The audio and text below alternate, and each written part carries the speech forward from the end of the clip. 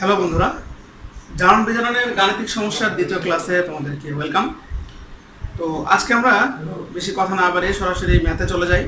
তো আমাদের প্রথম ম্যাথ ক্লাসের পর দ্বিতীয় ক্লাসের যে ফার্স্ট ম্যাথ সেটা অলরেডি এখানে তোলা হয়েছে। একটু পরে আমি শুরু করতে চাচ্ছি যে উদ্দীপকের বিক্রিয়ায় প্রাপ্ত দ্রবণকে জারণে। সো উদ্দীপকটা কি রয়েছে? একটা সালফিউরিক অ্যাসিডের দ্রবণ রয়েছে, যেখানে লোহার তার ডুবিয়ে দেওয়া হয়েছে। যে লোহার তারের ভর হচ্ছে গিয়ে 5 গ্রাম। ঠিক আছে, আমরা গত ক্লাসে যে ম্যাথগুলো করেছি জারণ বিজারণের ম্যাক্সিমাম ম্যাথ মানে প্রায় সবগুলাই গত ক্লাসে যে ম্যাথগুলো করেছি ওর আলোকেই হবে, কিন্তু কোশ্চেনে একটু এদিক সেদিক করে একটু ঘুরপ্যাচ দিয়ে তারপরে করতে হবে। ঠিক আছে, তাহলে বলা হচ্ছে যে এইবার লোহার তারের ভর উল্লেখ করে দেওয়া রয়েছে 5 গ্রাম। সো প্রাপ্ত দ্রবণকে জারণ করা হয়েছে 10 ml 0.5 মোলার পটাশিয়াম পারম্যাঙ্গানেট দ্রবণ দিয়ে। পরে বলা হয়েছে যে লোহার শতকরা বিশুদ্ধতা যাচাই করো, অথবা এটা এভাবে প্রশ্ন করতে পারে যে শতকরা ভেজালের পরিমাণ নির্ণয় করো। অর্থাৎ বলা হচ্ছে যে এই 5 গ্রাম যে লোহা রয়েছে এই লোহার মধ্যে অ্যাকচুয়ালি কতটুকু বিশুদ্ধ লোহা আছে। ঠিক আছে, সোজা কথা। তাহলে আমরা জিনিসটা সলভ করব কিভাবে? যদি আমরা এটা বের করতে পারি যে এই 5 গ্রামের মধ্যে লোহার ভর কতটুকু আছে, সেটাই হবে কি বিশুদ্ধ লোহা। আর বিশুদ্ধ লোহার ভর জানলে আমরা মোট ভর থেকে বিশুদ্ধ লোহার ভর বাদ দিলে কি পেয়ে যাব? ভেজাল পেয়ে যাব না? পরে সেটাকে কি পার্সেন্টেজ করে দিলে কি হয়ে যায়? শতকরা হয়ে যায়, তাই না? তাহলে আমরা আগাই। সো এখানে আমরা অলরেডি বুঝে গেছি যে জারণ বিজারণের গাণিতিক সমস্যা সমাধানের ক্ষেত্রে যেটা করতে হয় সেটা হচ্ছে কি রিঅ্যাকশনটাকে দেখাতে হয়, এবং সেটা খুব সাবধানের সাথে সমতা করতে হয়। এখন বিক্রিয়া সমতা নিয়ে আমাদের আশা করি আর কোনো ঝামেলা নাই। আমরা সমতাকরণের ধীরে ধীরে ক্লাস করতে করতে আশা করি এই লেভেল পর্যন্ত এক্সপার্ট হয়ে গেছি। তাহলে এখন এখানে লোহার সাথে প্রথমত বিক্রিয়া হবে সালফিউরিক অ্যাসিডের। আর আমরা জানি এখানে রিঅ্যাকশন হলে পাওয়া যাবে ফেরাস সালফেট এবং হাইড্রোজেন গ্যাস। পরবর্তীতে এই ফেরাস সালফেট এটা হচ্ছে প্রাপ্ত দ্রবণ, এর সঙ্গে বিক্রিয়া হচ্ছে পটাশিয়াম পারম্যাঙ্গানেট এবং অবশ্যই এখানে দর্শক হিসেবে থাকছে সালফিউরিক অ্যাসিড, তাই না? তাহলে এখন এই বিক্রিয়া পাওয়া যাবে কি? মোটামুটি আমাদের এগুলো জানা হয়ে গেছে, তাই আমি দ্রুত করে যাচ্ছি। ফেরাস সালফেট থাকলে পাওয়া যাবে ফেরিক সালফেট, তারপর হচ্ছে গিয়ে পটাশিয়াম সালফেট, তারপর হচ্ছে গিয়ে ম্যাঙ্গানিজ সালফেট, এবং সবশেষ হচ্ছে গিয়ে পানি। তারপরে জারণ বিজারণের শর্টকাট সিস্টেম কি ছিল? জারণ সংখ্যার পরিবর্তন করে দিতে হবে, তাই না? তাহলে 3 এটা হচ্ছে গিয়ে +2। তাহলে ম্যাঙ্গানিজ থেকে ম্যাঙ্গানিজের পার্থক্য হচ্ছে গিয়ে 5, কারণ 7 থেকে 2 হয়ে গেছে। আর আয়রন থেকে আয়রনের পার্থক্য হচ্ছে গিয়ে 1। ওকে, তাহলে 5 দিয়ে গুণ করব আয়রনকে দুই পাশে, কিন্তু সাবধানের সাথে। তাহলে 5 দিয়ে গুণ করার সাথে সাথে আয়রন হয়ে গেল এখানে 10, তাহলে এখানে কি করতে হবে? 10 দিয়ে গুণ করে দিতে হবে। আর ম্যাঙ্গানিজকে এখানেও মনে মনে 1 দিয়ে গুণ করে দিছি, এখানে 1 দিয়ে গুণ করে দিছি। তাহলে আমরা সমতায় চলে যাচ্ছি। পটাশিয়াম একটাই পাশে দুইটা রয়েছে, তাহলে 2 দিয়ে গুণ করে আমরা পটাশিয়ামকে সমতা নিয়ে আসলাম। ম্যাঙ্গানিজ এখানে দুইটা, ওইখানে একটা, তাহলে এখানে আমরা 2 দিয়ে গুণ দিয়ে দিচ্ছি। অক্সিজেন 4 দুগুণে 8, তাহলে আমরা জানি যে কয়টা অক্সিজেন থাকে ওই কয় অণু পানি উৎপন্ন করে দিতে হয়। তাহলে অক্সিজেন 8টা, তাহলে 8 অণু পানি আমরা উৎপন্ন করে দিলাম। তারপর সবশেষে হচ্ছে গিয়ে আমরা হাইড্রোজেন পেলাই। হাইড্রোজেন 8 দুগুণে 16, মিলানো 60 থেকে এটাকে 8 দিয়ে গুণ করব। তাহলে সালফেট 10 আর 8 18, তাহলে 15 17 18, হ্যাঁ হয়ে গেছে। তাহলে আমরা এই বিক্রিয়া থেকে দেখতে পাচ্ছি স্পষ্টভাবে পটাশিয়াম পারম্যাঙ্গানেটের সাথে আয়রনের একটা কি আছে? রিলেশন আছে। ফেরাস সালফেটেরও আছে, বাট আমাদের শুধু কাকে দরকার? লোহাকে দরকার, তাই না? কারণ প্রশ্নে বলাই হয়েছে লোহার শতকরা বিশুদ্ধতা যাচাই করো, অথবা শতকরা ভেজালের পরিমাণ নির্ণয় করো। আসলে এখানে দুইটা অঙ্ক, হ্যাঁ, এটাও হতে পারে আবার অথবা দিয়ে ওইটা হতে পারে, মানে অথবা বাদ দিয়ে ওইটা হতে পারে, যে কোনো একটা। আমরা দুইটাই করে যাব, ঠিক আছে? তাহলে এখান থেকে এবার বলতে পারছি 1 mole potassium permanganate equivalent to 5 mole iron. আমরা এখন বুঝি এই লাইনটা, তাই না? এখান থেকে আমরা এটা লিখতে পারি। তাহলে এবার আমরা মোলার দ্রবণের যে সংজ্ঞা ছিল সে অনুসারে আগাই। সংজ্ঞা কি ছিল? 1000 ml 1 মোলার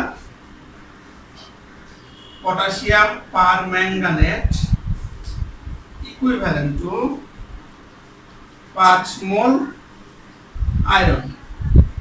এই লাইনটা বুঝতে পেরেছো অবশ্যই, তাই না? কারণ 1000 ml 1 molar potassium permanganate equal to বা equivalent to 1 mole potassium permanganate. আর 1 মোল পটাশিয়াম পারম্যাঙ্গানেট মানে হচ্ছে গিয়ে কি 5 মোল আয়রন। কারণ যেহেতু আমাদের এখানে আয়রনের ভর বের করতে হবে এবং ইনফরমেশন দেওয়া আছে পটাশিয়াম পারম্যাঙ্গানেটে, তাহলে কি করতে হবে? পটাশিয়াম পারম্যাঙ্গানেটের সাহায্যে আয়রনকে কানেক্ট করতে হবে, সেটা আমরা অলরেডি করে ফেললাম। আর এই লাইনটার জন্য কিন্তু কি এই বিক্রিয়াটা সমতা করা, তাই না? তাহলে এবার বলতে পারি প্রশ্নে রয়েছে 10 ml, তাহলে 10 ml 0.5 molar potassium permanganate equal two, calculation যদি করে ফেলি 10 ইনটু 0.5 ইনটু 5 ডিভাইডেড বাই 1000 এত মোল। তাহলে আমাদের ক্যালকুলেটিভ ভ্যালু কত আসতেছে? 10 ইনটু 0.5 ইনটু 5 ডিভাইডেড বাই 1000, তাহলে 0.025, তাহলে 0.025 মোল। আর যেহেতু ভর বের করতে হবে, আমরা জানি যে আণবিক ভর বা পারমাণবিক ভর দিয়ে গুণ করলে সেটা কি হয়ে যায়? ভর হয়ে যায়। আর আমরা জানি আয়নের ভর হচ্ছে 56, তাহলে ডাইরেক্ট গুণ করে সেটা সলভ করে নিলাম। তো আসতেছে এটা 1.4 গ্রাম।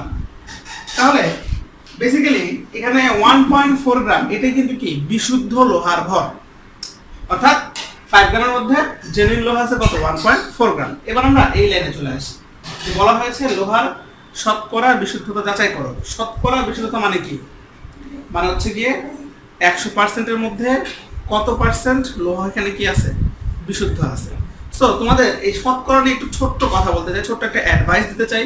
সেটা হলো যে শতকরা বললেই তোমরা মাথায় নিয়ে আসো যে 100 দিয়ে গুণ, এইটাই বারবার আসে, কিন্তু শুধু ওইখানে গুণ না, গুণের সঙ্গে ভাগের একটা ব্যাপার আছে।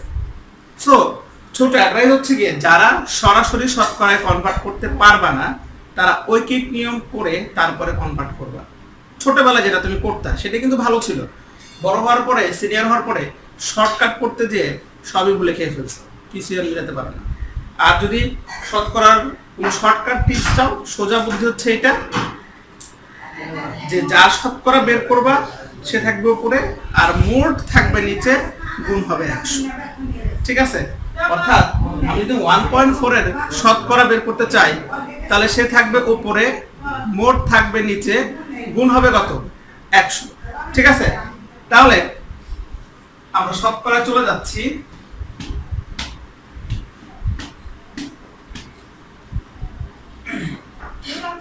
তাহলে অতএব লোহার শতকরা বিশুদ্ধতা ইকুয়াল টু 1.4 বাই 5 ইনটু 100। ঠিক আছে? তাহলে 4 বাই 5, তাহলে এখানে দেখতে পাচ্ছি আমরা 28% কি হয়েছে? বিশুদ্ধ লোহা রয়েছে। বুঝতে পারলা? এবার যদি বলে যে ভেজালের শতকরা পরিমাণ, তাহলে কি করতে হবে? 100 থেকে এটা আমরা বাদ দিয়ে দিব। তাহলে অতএব ভেজালের শতকরা পরিমাণ, ভেজালের শতকরা পরিমাণ, তাহলে এটা আসবে হচ্ছে গিয়ে 100 মাইনাস 28% ইকুয়াল টু 72%। ঠিক আছে? তাহলে এই হচ্ছে কি আমাদের এই ম্যাথ। আশা করি কোনো সমস্যা নেই, বুঝতে পেরেছ। তাহলে আমাদের পরবর্তী অঙ্কটা দেখতে পাচ্ছি আমরা একটা পাত্র যেখানে একটা ফেরাস সালফেটের সলিউশন রয়েছে এবং বলা হচ্ছে উদ্দীপকের দ্রবণের 22 ml কে জারণে 20 ml 0.1 মোলার পটাশিয়াম ডাইক্রোমেট দ্রবণের প্রয়োজন হলে উক্ত দ্রবণে লোহার পরিমাণ কত রয়েছে। তাহলে আগের অঙ্কগুলোর সাথে এটা কিন্তু ফার ডিফারেন্স আছে। অনেকেই হুবহু আগের অঙ্কের মতো মনে করে এটাকে ওইভাবে করে চলে আসে, যার ক্ষেত্রে কিন্তু হয় না। এখানে কিন্তু কিছু সূক্ষ্ম বিষয় রয়েছে। যেমন একটা হচ্ছে কি এখানকার যে সলিউশন, এবার সলিউশনের কিন্তু আয়তনটা ফিক্সড করে দেওয়া হয়েছে 100 ml। ঠিক আছে? এখানকার যে সলিউশন, সেই সলিউশনের আয়তনটা এখানে ফিক্সড করে দেওয়া হয়েছে 100 ml। এবার বলছে যে এই 100 ml যে সলিউশন, তার মধ্যে 22 ml কে জারণ করার জন্য লাগছে 20 ml 0.1 মোলার পটাশিয়াম ডাইক্রোমেট। আর বলছে উক্ত দ্রবণে লোহার পরিমাণ, তোমাকে বলছে গোটা 100 ml দ্রবণে কতটুকু লোহা আছে তুমি সেটা বের করো, বাট ইনফরমেশন দেওয়া আছে 22 ml এর সাপেক্ষে। সো আমাদেরকে 22 ml এর সূত্র ধরেই কি করতে হবে, 100 ml এ পৌঁছাইতে হবে। ঠিক আছে, কারণ আমরা কিন্তু সেটা যে আগেই বুঝতে পারবো। সো আগে স্টার্ট করি। তাহলে এই ক্ষেত্রে বিক্রিয়াটা বুঝতে পারতেছি যে ফেরাস সালফেট এবং পটাশিয়াম ডাইক্রোমেটের মধ্যে হবে, আর এখানে দশক হিসেবে থাকবে সালফিউরিক অ্যাসিড। আমরা জানি ফেরাস থাকলে পাওয়া যাবে ফেরিক সালফেট, তারপরে পাবো হচ্ছে আমরা পটাশিয়াম সালফেট, এখানে ক্রোমিয়াম রয়েছে, তাহলে ক্রোমিয়াম সালফেট প্লাস পানি, তাই না? তাহলে এখানে আয়রনের জারণ সংখ্যা +2, এখানে হচ্ছে গিয়ে +3, ক্রোমিয়ামের +6, আর এখানে হচ্ছে গিয়ে +3। তাহলে আয়রন থেকে আয়রনের পার্থক্য হচ্ছে 1 এবং ক্রোমিয়াম থেকে ক্রোমিয়ামের পার্থক্য হচ্ছে গিয়ে 3। তাহলে 3 দিয়ে গুণ করতে হবে আয়রনকে, অবশ্যই সাবধানের সঙ্গে, যাতে দুই পাশেই আয়রনের সংখ্যা সমান হয়। বাট সেই হিসাব করলে এখানে 3 দিয়ে গুণ করলেও এখানে কিন্তু আমরা 3 দিয়ে গুণ করলে সমান হবে না, সেটা বুঝতেই পারতেছি। 3 দিয়ে গুণে 6, তাহলে মিলানোর জন্য 6 দিয়ে গুণ করে দিলাম, আর 1 দিয়ে ক্রোমিয়ামকে দুই পাশে মনে মনে গুণ করে দিয়েছি। এবার আমরা সমতায় চলে আসি। পটাশিয়ামের পাশে দুইটা আছে, এর পাশে দুইটাই রয়েছে, ঠিক আছে? ক্রোমিয়াম দুইটা আছে, ক্রোমিয়াম এখানে দুইটাই আছে। অক্সিজেন 7টা, যে কয়টা অক্সিজেন থাকবে সেই কয়টা পানি উৎপন্ন করে দিতে হবে। তাহলে 7টা অক্সিজেন, এখানে আমরা 7 টন পানি উৎপন্ন করে দিলাম। তারপরে এবার হচ্ছে হাইড্রোজেন মিলিয়ে ফেলি। হাইড্রোজেন 7 গুণে 14, এখানে নাই, এখানে নাই, এখানে আবার হাইড্রোজেন দুইটা আছে, মিলানোর জন্য এখানে আমরা 7 দিয়ে গুণ করে দিচ্ছি। সালফেট আশা করি অটোমেটিক্যালি মিলে গিয়েছে, তাও চেক করে নিতে হবে। 6 এবং 7 13, তাহলে এই ক্ষেত্রে 3 3 9 10 আর 3 হচ্ছে গিয়ে 13। তাহলে মোটামুটি আমাদের রিঅ্যাকশন নিয়ে আল্লাহর রহমতে কোনো ঝামেলা নাই। এবার যেটা বিষয় সেটা হচ্ছে গিয়ে আমরা অঙ্কটা মুভ করব কিভাবে। মনে রাখতে হবে কেমিস্ট্রির ম্যাথের ক্ষেত্রে ম্যাথের অ্যানসার বা অ্যানসারের ওয়ে সেটা কোশ্চেনই থাকে, তোমাকে সেটা বোঝার মতো অ্যাবিলিটি অর্জন করে নিতে হবে। ঠিক আছে, যেমন ধরো এখানে কিভাবে কোশ্চেনের অ্যানসার আছে একটু ভালো করে তুমি যদি খেয়াল করো বুঝতে পারবা যে 22 ml কে জারণে 20 ml 0.1 মোলার পটাশিয়াম ডাইক্রোমেট রয়েছে। তাহলে আমরা কিন্তু এখানে পটাশিয়াম ডাইক্রোমেটের সাহায্যে আয়রনের ভর বের করতে পারবো এবং শিখেও গেছি, তাই না? সো আমরা যদি এই পরিমাণ অর্থাৎ 20 ml 0.1 মোলার পটাশিয়াম ডাইক্রোমেটের সাহায্যে আয়রনের ভর বের করি, তাহলে সেই ভরটা কত ml দ্রবণের জন্য বের হবে, 100 ml নাকি 22 ml? ভালো করে চিন্তা করে তুমি মনে মনে অ্যানসার করো এবং আমার সাথে মিলাও। তাহলে আমরা বুঝতে পারতেছি যে এই 20 ml 0.1 মোলার পটাশিয়াম ডাইক্রোমেট, এখান থেকে আমি যে লোহার ভরটা বের করব সেটা অবশ্যই 22 ml এর জন্যই বের হবে, কারণ এই পরিমাণ potassium dichromate 22 ml ferrous sulphate দ্রবণকে জারণ করার জন্য লেগেছে। সো আমরা এখান থেকে যে ভরটা পাচ্ছি সেটা হচ্ছে 22 ml এর সাপেক্ষে লোহার ভর। তাহলে 22 ml এর ক্ষেত্রে লোহার ভর যদি আমরা বের করতে পারি, তাহলে অবশ্যই 100 ml এ লোহার ভর কত আছে সেটা আমরা বের করতে পারবো, তাই না? তাহলে আমরা সলভে চলে যাচ্ছি। তো এই ক্ষেত্রে দেখতে পাচ্ছি 1 mole potassium dichromate equivalent to 6 mole iron, তাই না? তাহলে এখান থেকে আমরা এবার বলতে পারি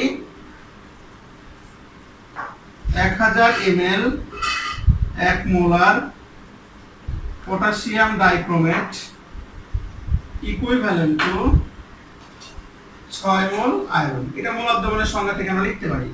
তাহলে অতএব প্রশ্নে রয়েছে 20 ml, তাহলে 20 ml 0.1 molar potassium dichromate equal to দাঁড়াচ্ছে 20 ইনটু 0.1 ইনটু 6/1000 এত মোল আয়রন। তাহলে আমরা এর ক্যালকুলেশন কমপ্লিট করব।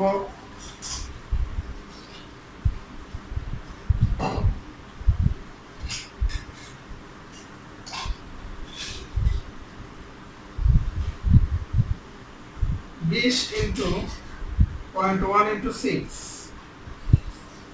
divided by 1000.012, তাহলে 0.012 এত মোল আয়রন। তাহলে আমরা এটাকে 56 দিয়ে গুণ করে গ্রামে কনভার্ট করে দিব, তাহলে আসছে 0.672 এত গ্রাম কি আয়রন। তাহলে এখানে আমরা যে ভরটা পেলাম এটা হচ্ছে গিয়ে 22 ml ফেরাস সালফেটে কার ভর, লোহার ভর, কিন্তু আমাদের বের করতে বলেছে ওই দ্রবণে।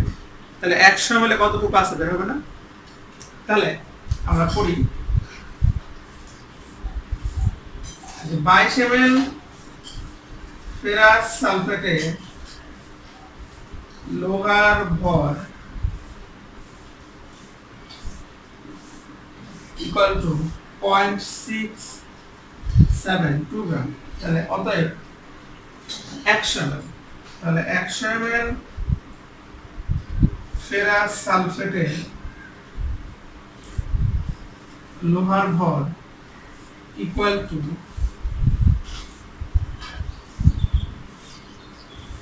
100 into 0.672 by 22। তাহলে আমাদের ক্যালকুলেটিভ ভ্যালু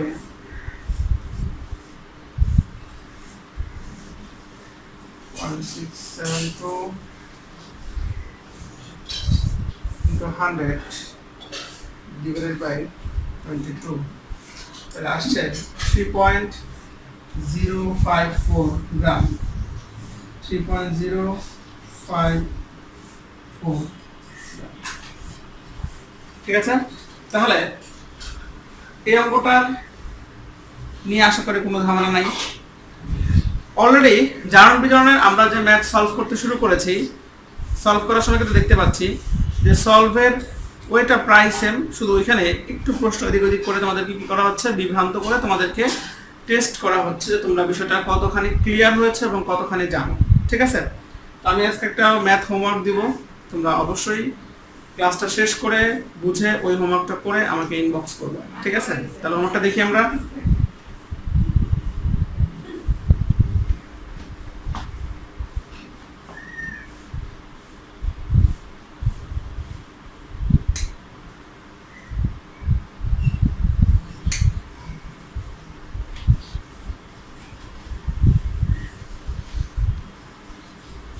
হোমওয়ার্ক হচ্ছে, আমি এটা করে দিলাম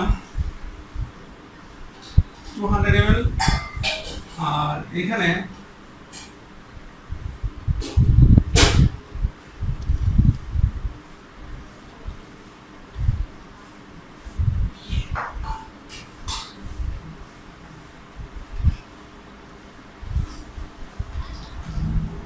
উদ্দীপকের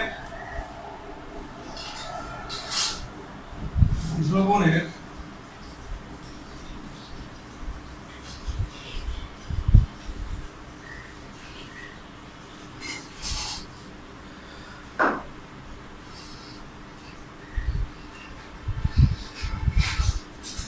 অবিশুদ্ধ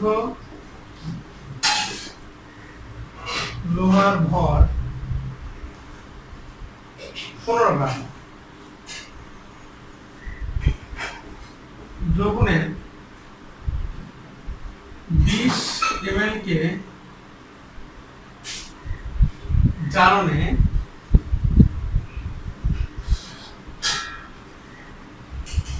22 ml 0.1 মোলার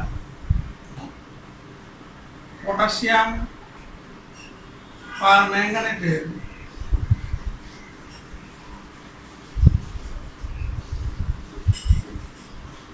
প্রয়োজন হলে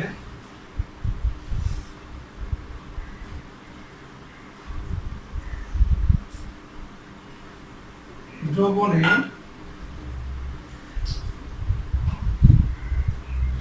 শতকরা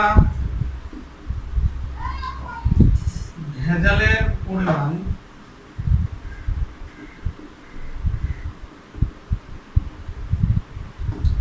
নির্ণয় করো, ঠিক আছে। তাহলে এটা হচ্ছে গিয়ে হোমওয়ার্ক থাকবে, তোমরা অবশ্যই দুইটা ক্লাস করে সে দুইটা বুঝে এই হোমওয়ার্কটা আমাকে সাবমিট করবে।